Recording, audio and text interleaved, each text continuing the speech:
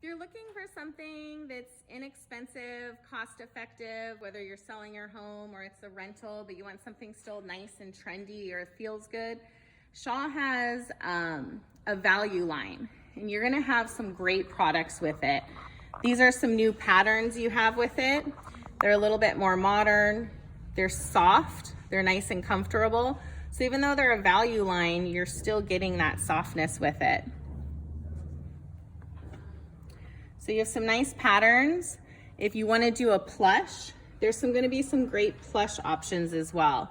So you're going to be able to get things anywhere between 35 ounce all the way up to 60 ounce in both the solid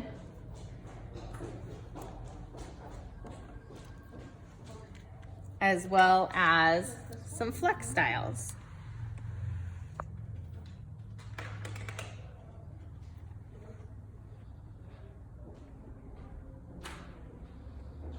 And then if you're looking for something that's gonna hide a lot,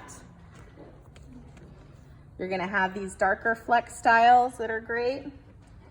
You have some more shaggier products.